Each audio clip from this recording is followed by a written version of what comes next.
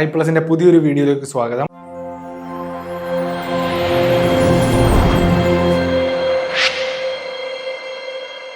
നമ്മൾ 8ാമത്തെ ചോദ്യം ഡിസ്കസ് ചെയ്ത് കഴിഞ്ഞതേ ഉണ്ടായിരുന്നുള്ളൂ കഴിഞ്ഞ ക്ലാസ്സിൽ. അപ്പോൾ ഇപ്പം തുടങ്ങാൻ പോകുന്ന 8ാമത്തെ ചോദ്യത്തിൻ്റെ ഒരു എക്സ്പ്ലനേഷൻ തൊട്ട് നമുക്ക് തുടങ്ങിയേക്കാം. നമ്മൾ വായിച്ചായിരുന്നു 8ാമത്തെ ചോദ്യം.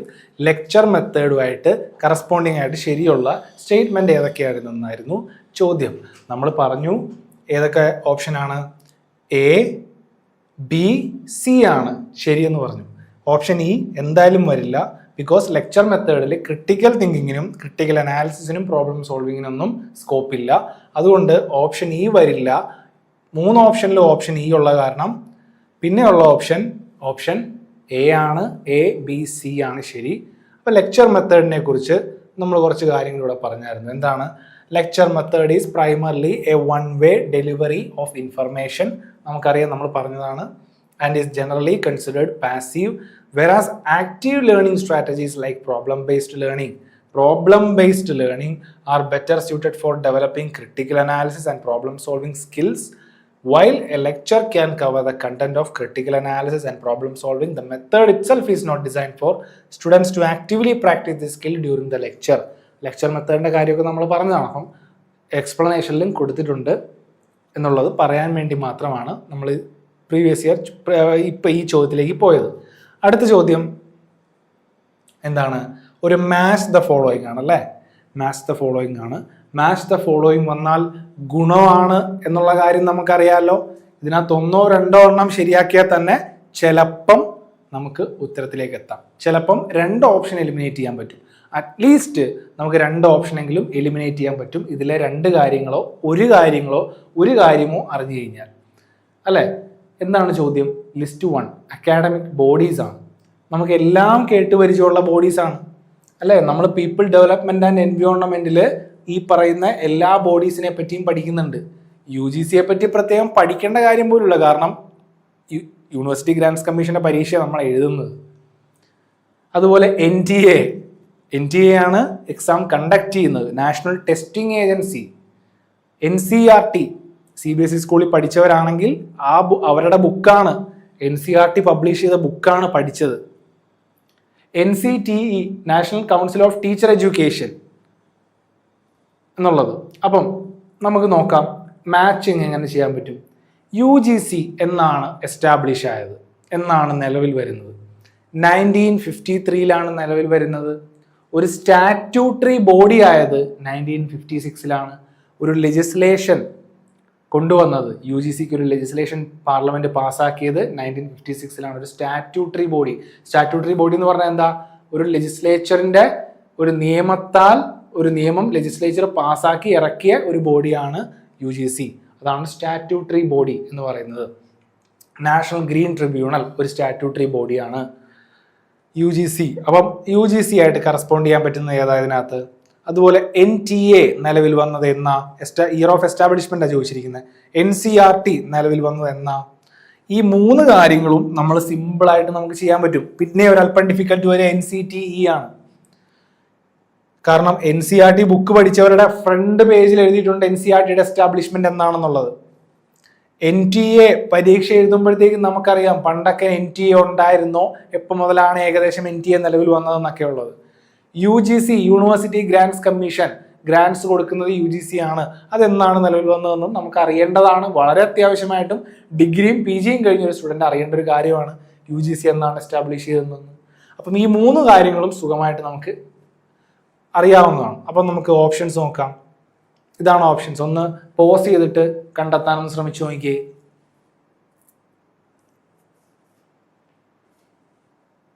ഏതാണ് ഓപ്ഷൻസ് റൈറ്റ്? പോസ് ചെയ്തെന്ന് വിചാരിക്കുന്നു.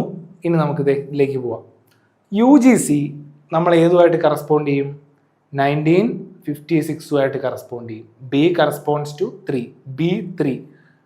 B3 ആവുമ്പോഴത്തേക്കും 3 ഉണ്ടാവും. ഒരുവിധപ്പെട്ട എല്ലാ സ്റ്റുഡൻസിനും B3 ആണെന്ന് അറിയാമായിരിക്കും. അതുകൊണ്ടാണ് 3 ഓപ്ഷനിലും B3 ഉണ്ട്. ഒരു ഓപ്ഷൻ എലിമിനേറ്റ് ആയി. പിന്നെ NTA നമുക്കറിയാം നാഷണൽ ടെസ്റ്റിംഗ് ഏജൻസി നിലവിൽ വന്നത് ഈ അടുത്താണ്. ഈ അടുത്തെന്ന് പറഞ്ഞാൽ ഒരു 10 വർഷത്തിനുള്ളിലാണെന്നുള്ളൊരു ഐഡിയ ഉണ്ടെങ്കിൽ നമുക്കിതിനകത്ത് സുഖമായിട്ട് 2017 ചൂസ് ചെയ്യാൻ പറ്റും. പണ്ടൊന്നും NTA ഇല്ല. നീറ്റ്, UGC, നെറ്റ് അതുപോലുള്ള പരീക്ഷകൾ നടത്താനായിട്ട് നാഷണൽ ടെസ്റ്റിംഗ് ഏജൻസി നിലവിൽ വന്നത് 2017 C2 ആണെന്ന് അറിഞ്ഞു കഴിഞ്ഞാൽ നമുക്ക് B3യും C2വും ആണെന്ന് അറിഞ്ഞു കഴിഞ്ഞാൽ നമുക്ക് ഉത്തരത്തിലേക്ക് എത്താൻ പറ്റുമോ? ഉത്തരത്തിലേക്ക് എത്താൻ പറ്റും. B3യും C2വും ആണെന്ന് അറിഞ്ഞു കഴിഞ്ഞാൽ. പിന്നെ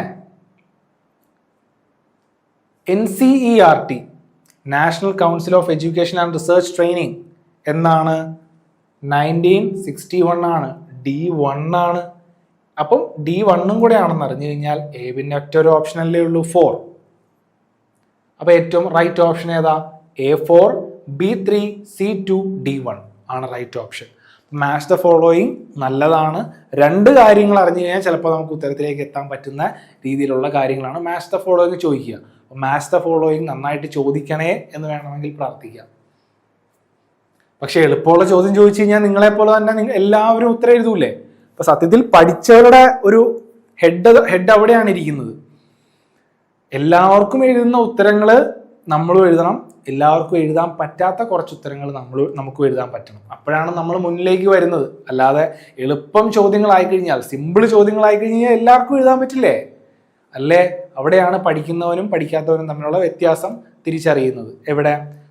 കുറച്ച് പാടുള്ള ചോദ്യങ്ങൾ ചോദിക്കുമ്പോൾ. അപ്പോൾ ഇതിനകത്ത് എക്സ്പ്ലനേഷനിലെ കുറച്ച് കാര്യങ്ങൾ കൊടുത്തിട്ടുണ്ട്, വായിച്ചു നോക്കുക. UGC was formally established on എന്നാണ്? December 28, 1953 ആണ്. And become A statutory body under the UGC act of 1956. Statutory body ആയത് UGC ആക്ട്, ഒരു ആക്ട് വഴി ഒരു പാർലമെന്റ് ഒരു നിയമം പാസ്സാക്കുമ്പോഴാണ് ഒരു സ്റ്റാറ്റ്യൂട്ടറി ബോഡി ആവുന്നത്. 1956 സ്റ്റാറ്റ്യൂട്ടറി ബോഡി ആയത്. അപ്പം 1953 നമ്മുടെ മാച്ച് ദ ഫോളോയിങ് ഇല്ലാത്തത് കൊണ്ട് 1956 ആണ് പിന്നെ ഉള്ളത് കൊണ്ടും മോസ്റ്റ് അപ്രോപ്രിയേറ്റ് ഓപ്ഷൻ തിരഞ്ഞെടുക്കുക എന്നുള്ളതാണ് നമ്മൾ ചെയ്യേണ്ടത്. അപ്പം 1956 അങ്ങനെയാണ് UGCക്ക് കറസ്പോണ്ടിങ് ആയിട്ട് എസ്റ്റാബ്ലിഷ് ആയത്. പക്ഷെ നേരത്തെ എസ്റ്റാബ്ലിഷ് ആയി 1953 ഓൾറെഡി. പിന്നെ it was created to coordinate and maintain standards in university education across India. അത് നമുക്കറിയാം, സ്റ്റാൻഡേർഡ് ഫിക്സ് ചെയ്യാനായിട്ടുള്ള ഒരു ബോഡിയാണ്. Coordinate and maintain standards in university education across India. അതാണ് UGCയെ പറ്റി. പിന്നെ NTA പറ്റി എന്താ പറയുന്നത്?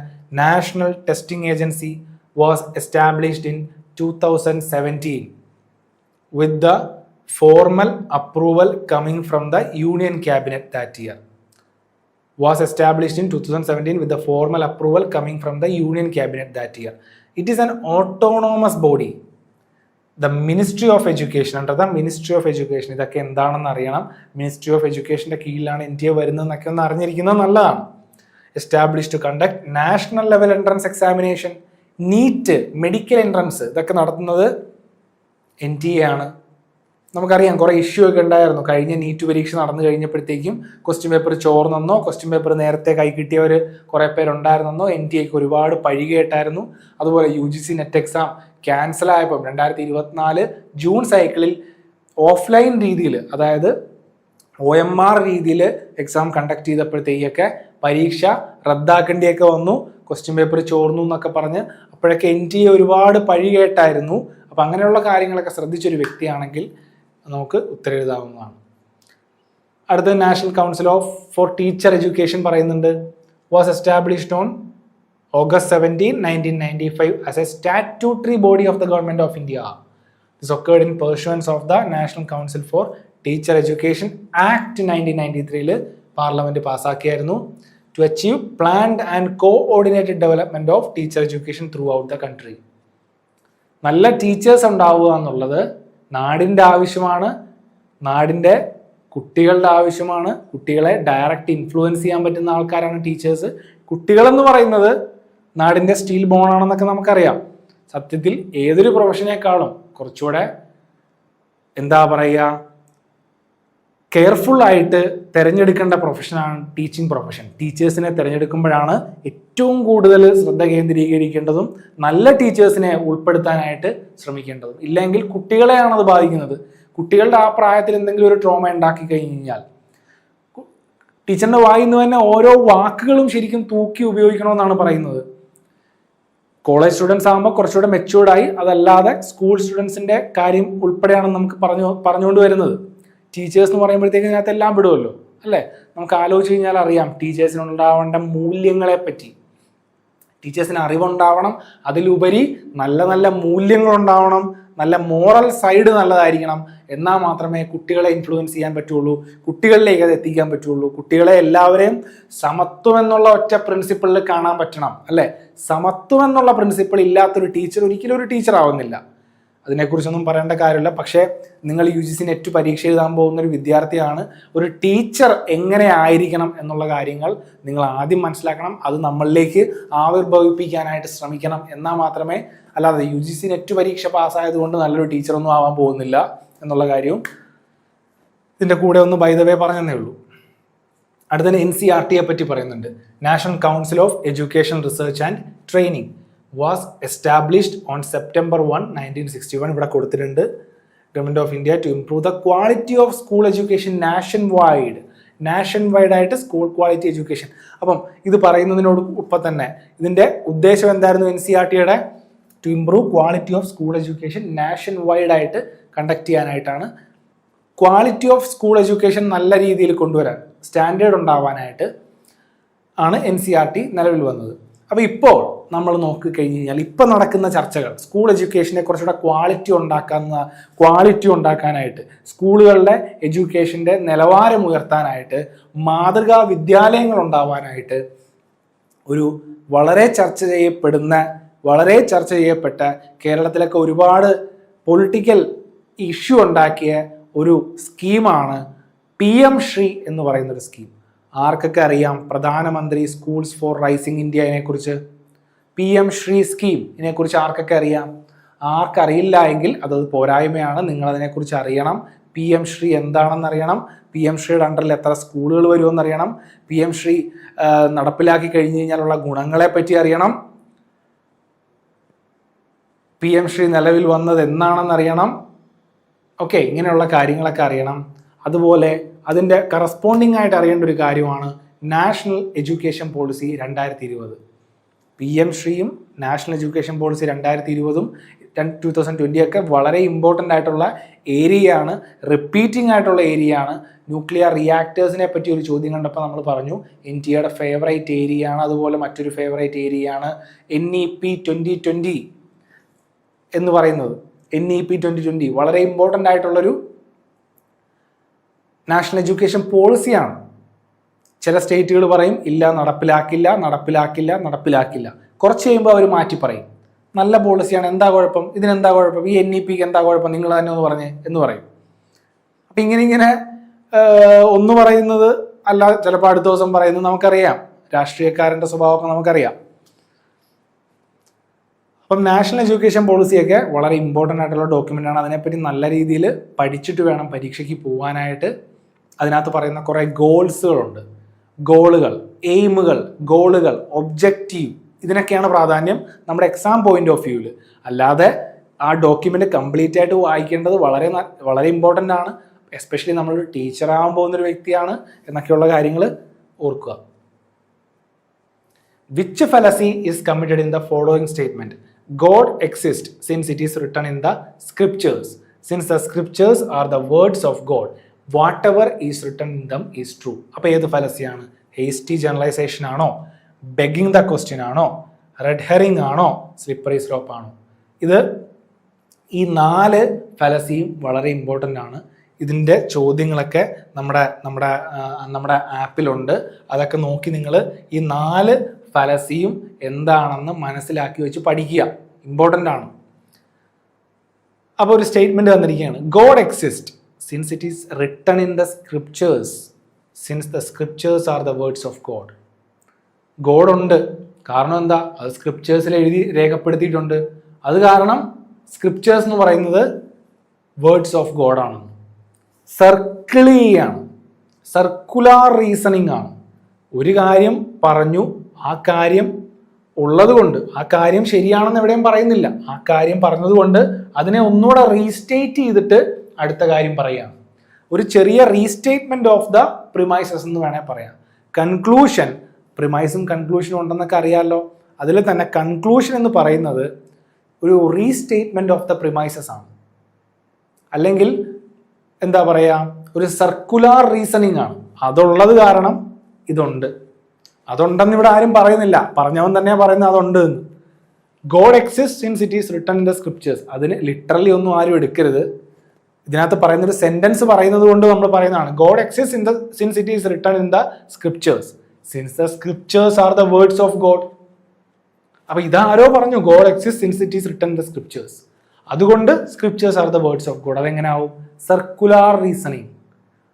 അതുള്ളത് കാരണം ഇതുണ്ട് എന്ന് പറയുന്നത്. മറ്റൊരു എവിഡൻസും ഇല്ല ഇതുണ്ടെന്നുള്ളതിന്. ആദ്യം പറഞ്ഞു ഉണ്ടെന്നുള്ളതിന് മറ്റൊരു എവിഡൻസും ഇല്ല, ഒരു ഇൻഡിപെൻഡന്റ് എവിഡൻസും ഇല്ല. പക്ഷെ അതുള്ള കാരണം ആണ് രണ്ടാമത് ഉണ്ടായത് എന്ന് പറയുന്നത്. സർക്കുലാർ റീസണിങ് എന്താണ്? ഏതാ ഉത്തരം വരിക?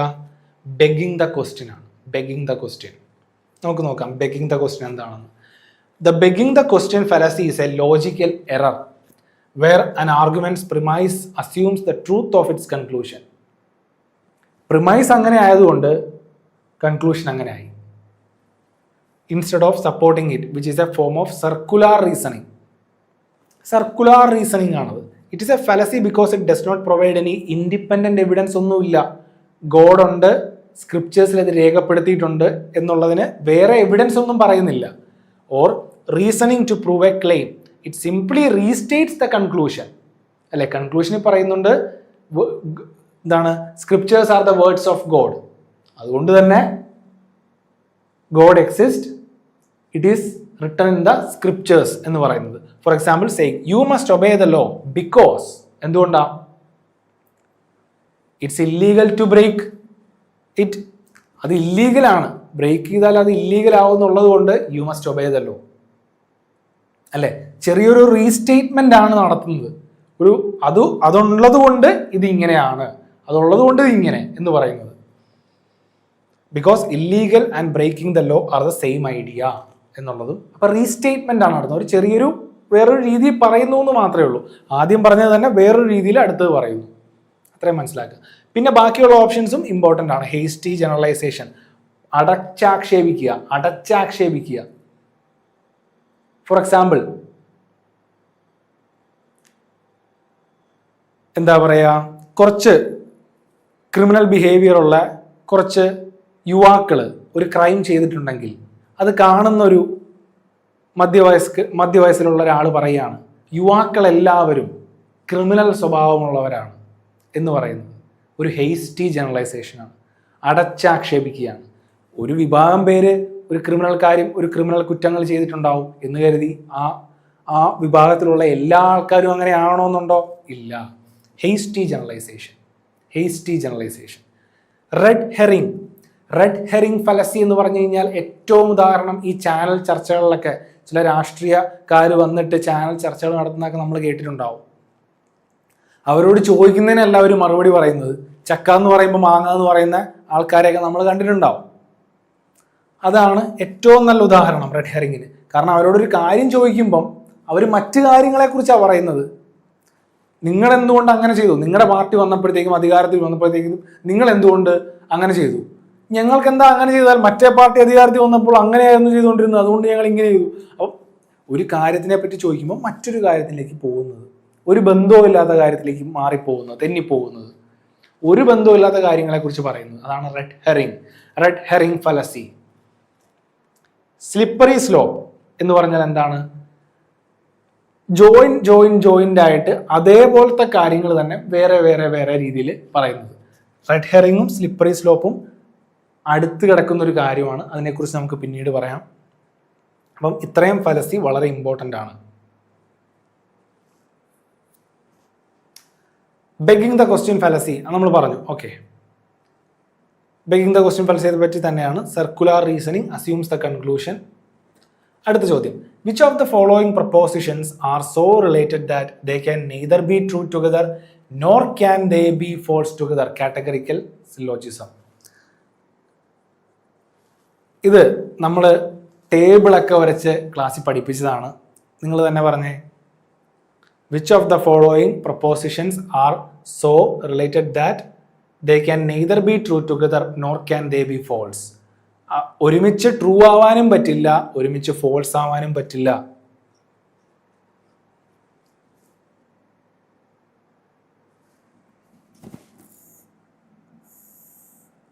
ഈ ഫിഗർ നമ്മൾ പഠിച്ചിട്ടുണ്ടോ?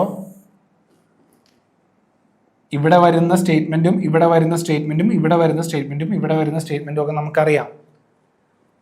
All S is P, no S are P, all S are P, no S are P, some S are P, some S are not P. അങ്ങനെ ഒരു സ്റ്റേറ്റ്മെന്റ് ആണ് ഇവിടെ വരുന്നത്. All S are P, no SRP, some SRP, some SR not P.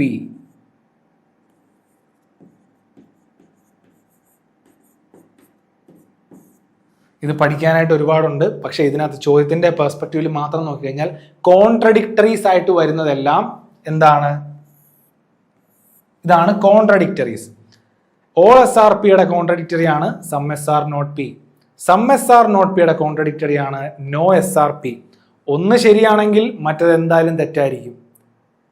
ഇത് തെറ്റാണെങ്കിൽ ഇതെന്തായാലും ശരിയായിരിക്കും.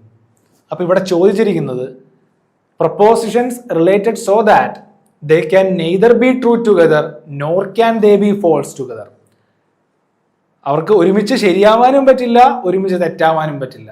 ഇത് ശരിയാണ്, ഇത് തെറ്റായിരിക്കും, ഇത് ശരിയാണ്, ഇത് തെറ്റായിരിക്കും, ഇത് തെറ്റാണ്, ഇത് ശരിയായിരിക്കും, ഇത് ശരിയാണ്, ഇത് തെറ്റായിരിക്കും. അതാണ്. അപ്പം അങ്ങനെയുള്ള ചോദ്യങ്ങൾ, അങ്ങനെയുള്ളത് പ്രിമൈസ് ചെയ്തേക്കണം. All printers are computer peripherals. അതായത് ഓൾ എസ് ആർ പി എന്ന് പറയുന്ന പോലെ all printers are computer peripherals. Some computer peripherals are printers. Some computer peripherals are printers. Some S are P എന്ന് പറയുന്ന പോലെ. Some printers are not computer peripherals. Some S are not P എന്ന് പറയുന്ന പോലെ. Some printers are not computer peripherals. No printers are computer peripherals. No SRP എന്ന് പറയുന്ന പോലെ. അപ്പോൾ നമ്മൾ പറഞ്ഞു കോൺട്രഡിക്ടറീസ് ആണ്. രണ്ടും കൂടെ ശരിയാവാനും തെറ്റാവാനും പറ്റാത്തൊരു കാര്യം എന്ന് പറയുന്നത്. ഒന്നേൽ ഇതും ഇതും അല്ലെ ഇതും ഇതും. നോ എസ് ആർ പിയും സം എസ് ആർ പിയും ഉണ്ടോ? ഉണ്ട്. ഓപ്ഷൻ നോക്കാം ഇനി. അപ്പം എയും സിയും പിന്നെ ബിയും ഡിയും. എയും സിയും ഉണ്ട്, ബിയും ഡിയും ഓപ്ഷനിൽ ഇല്ല. അപ്പൊ നമ്മൾ ഏത് ഓപ്ഷൻ എടുക്കണം? എയും സിയും എടുക്കണം.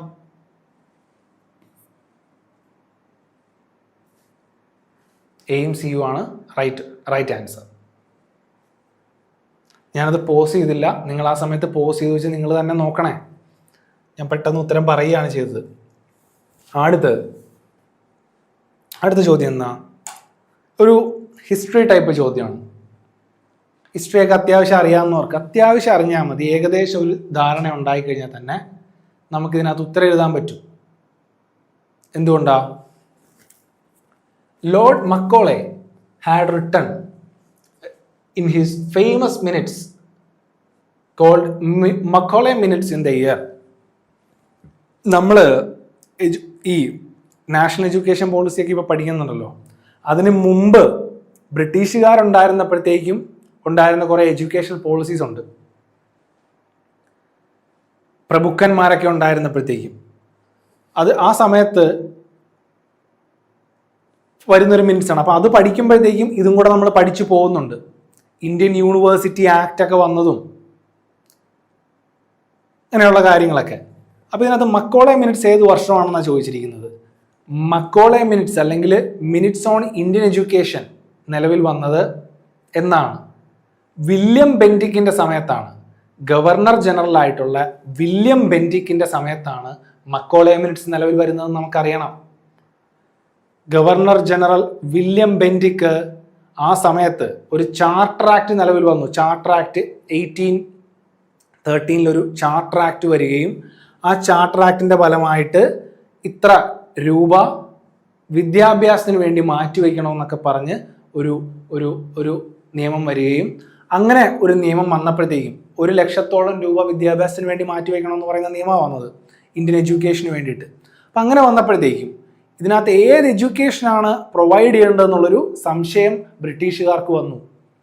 ഓറിയന്റലിസ്റ്റ് പറഞ്ഞു ഓറിയന്റൽ എഡ്യൂക്കേഷനുമാണ്, ഇന്ത്യയുടെ ട്രഡീഷണൽ നോളജിനെ കുറിച്ചുള്ള കാര്യങ്ങളാണ്, സംസ്കൃതവും അറബിക്കും പോലുള്ള ഭാഷകളെ കുറിച്ചുള്ള പഠനമാണ് കൂടുതലും ഇന്ത്യയിൽ നടത്തേണ്ടത്, ഓറിയന്റലിസ്റ്റ് പറഞ്ഞു. അപ്പം ആംഗ്ലിസിസ്റ്റ് എന്ത് പറഞ്ഞു? ഇംഗ്ലീഷുകാരെന്ത് പറഞ്ഞു? അല്ല, ഇംഗ്ലീഷിനെ പറ്റിയുള്ള പഠനമാണ് ഇന്ത്യയിൽ നടക്കാൻ പോകുന്നത്. ഇംഗ്ലീഷ് ഒരു ഗ്ലോബൽ ലാംഗ്വേജ് ആണ്, അതിനെപ്പറ്റി വേണം പഠിപ്പിക്കാനായിട്ട്, അതിനെപ്പറ്റിയുള്ള പഠനങ്ങളാണ് നടത്തേണ്ടതെന്ന് അവർ പറഞ്ഞു. ഇങ്ങനെയുള്ളൊരു ടസിൽ നടക്കുമ്പോഴത്തേക്കും വില്യം ബെന്റിക്ക് ഈ പ്രശ്നം ആരെ ഏൽപ്പിച്ചു? അന്നത്തെ ഒരു പബ്ലിക് ഇൻഫർമേഷന്റെ ചെയർമാൻ ആയിരുന്ന ലോർഡ് മക്കോളേനെ ഏൽപ്പിച്ചു, വില്യം ബെന്റിക്ക് ഏൽപ്പിച്ചു ഇതിനെപ്പറ്റി ഒരു തീരുമാനം എത്താനായിട്ട്. മക്കോളെ എന്ത് പറഞ്ഞു? ഇംഗ്ലീഷ് എഡ്യൂക്കേഷൻ ആണ് പ്രൊവൈഡ് ചെയ്യേണ്ടത്. ഇംഗ്ലീഷ് എഡ്യൂക്കേഷൻ പ്രൊവൈഡ് ചെയ്ത് കഴിഞ്ഞ് കഴിഞ്ഞാൽ നമുക്ക് പല പല ഉപകരണങ്ങളുണ്ട്. We can make Indians in colour and English in taste. We can make people English in taste and Indians in colours എന്നുള്ളൊരു ഫ്രേസൊക്കെ അവിടെ രൂപം കൊണ്ടു. അപ്പം അത് ഏത് വർഷമായിരിക്കും മക്കോളെ മിനിറ്റ്സ് നിലവിൽ വന്നത്? 1853, 1856, 1846, 1835. ഒന്നാം സ്വാതന്ത്ര്യ സമര യുദ്ധം എന്നാണെന്നൊക്കെ അറിഞ്ഞു കഴിഞ്ഞാൽ തന്നെ നമുക്ക് ആദ്യത്തെ 1853, 1856 ഒക്കെ നമുക്ക് അവോയ്ഡ് ചെയ്യാം. ശരി ഉത്തരം നോക്കാം. 1835 ആണ്. 1835 വില്യം ബെന്റിക്ക് പറഞ്ഞിട്ട് ലോർഡ് മക്കോളെ മിനിറ്റ്സ് അവതരിപ്പിച്ചതാണ് Indian education. It's also called as Macaulay minutes. Macaulay Minutes of 1835 was a pivotal document on Indian education written by Thomas Babington Macaulay, which advocated for English as the medium of instruction in India. It proposed replacing traditional Indian literature with the European subjects and aimed to create a class of Indians who were Indian in blood and color but English by taste. അവരുടെ ആജ്ഞകളും അവരുടെ ഉദ്ദേശങ്ങളും ഒക്കെ നടപ്പിലാക്കാനായിട്ട് അവർക്ക് ആൾക്കാരെ വേണമ്പോൾ അവരുടെ ഭാഷകളും മനസ്സിലാക്കാൻ പറ്റുന്ന ആൾക്കാരെ വേണം അവർക്ക് വേണ്ടത്. അപ്പം അങ്ങനെയുള്ള ആൾക്കാരെ വാർത്തെടുക്കാനായിട്ടൊക്കെയാണ് ഇംഗ്ലീഷ് എഡ്യൂക്കേഷൻ ഒരുപാട് ഇന്ത്യയിൽ അവർ സ്പ്രെഡ് ചെയ്തത്. അല്ലാതെ നമ്മുടെ നന്മയ്ക്ക് വേണ്ടി, നമ്മുടെ ഉപകാരത്തിന് വേണ്ടിയിട്ടാണോ? അല്ല. അവരുടെ ഉദ്ദേശം Indian in blood and colour but English by taste, in opinions, in morals and in intellect, to act as intermediaries between the British and Indian masses. ബ്രിട്ടീഷിനും ഇന്ത്യയുടെ ഒരുപാട് ജനങ്ങൾക്കിടയിൽ നല്ലൊരു പാലമുണ്ടാക്കുക, നല്ലൊരു സംഭാഷണം ഉണ്ടാക്കാനായിട്ട്, അവർക്കൊരു ആക്സസ് കിട്ടാനായിട്ട് ഇംഗ്ലീഷ് ഒരുപാട് പേരെ പഠിപ്പിക്കാനായിരുന്നു അവരുടെ ഉദ്ദേശം. അല്ലാതെ നമ്മുടെ നന്മയ്ക്കോ നമ്മുടെ രാജ്യത്തിൻ്റെ നന്മയ്ക്കോ ഒന്നും അല്ലായിരുന്നു അവരുടെ ഉദ്ദേശം. പക്ഷേ ഹിസ്റ്ററി പറയുമ്പോഴത്തേക്കും വളച്ചൊടിക്കുകയാണല്ലോ പലതും. അപ്പോൾ അതിൻ്റെ കൂടെ തന്നെ പലതും വളച്ചൊടിക്കുന്നതിൻ്റെ കൂടെ തന്നെ ഇതും വളച്ചൊടിഞ്ഞു എന്നുള്ളതാണ്. അപ്പം നമുക്കറിയേണ്ടത് മക്കോളെ മിനിറ്റ്സ് ഏത് വർഷമാണ്? 1835. അപ്പോൾ ഇതൊക്കെ നോക്കിക്കഴിഞ്ഞ് കഴിഞ്ഞാൽ നമ്മൾ മക്കോളെ മിനിറ്റ്സിൻ്റെ കാലഘട്ടത്തെ കാര്യങ്ങളെക്കുറിച്ചൊന്നും അല്ല നോക്കുന്നത്. വളരെ ഫാക്ച്വൽ ആയിട്ടുള്ള, വളരെ സ്പെസിഫിക് ആയിട്ടുള്ള കാര്യങ്ങളാണ് നെറ്റിന് NTA ചോദിക്കുന്നത്. മക്കോളെ മിനിറ്റ്സ് ഏത് വർഷമാണ് നിലവിൽ വന്നത്? ഒറ്റ ആൻസറേ ഉള്ളൂ, 1835. അല്ലെങ്കിൽ നമുക്ക് എലിമിനേറ്റ് ചെയ്ത് ഉത്തരത്തിലേക്ക് എത്താമായിരുന്നു. ചാർട്ടർ ആക്ട് കഴിഞ്ഞ് ഉടനെ വന്നൊരു മിനിറ്റ്സ് 1835 മക്കോളെ മിനിറ്റ്സ് ആണ്. 1833 കഴിഞ്ഞ് 1835 എന്നൊക്കെയുള്ള കാര്യങ്ങൾ. Which formally adopted English as the language of administration and higher education in India. അപ്പോൾ അടുത്ത ചോദ്യം നമുക്ക് അടുത്ത ക്ലാസ്സിൽ നോക്കാം. ഇത്രയാണ് നമുക്ക് ഈ ക്ലാസ്സിൽ നോക്കാനുള്ളത്. അടുത്ത ചോദ്യം നമുക്ക് അടുത്ത ക്ലാസ്സിൽ നോക്കാം. Thank you.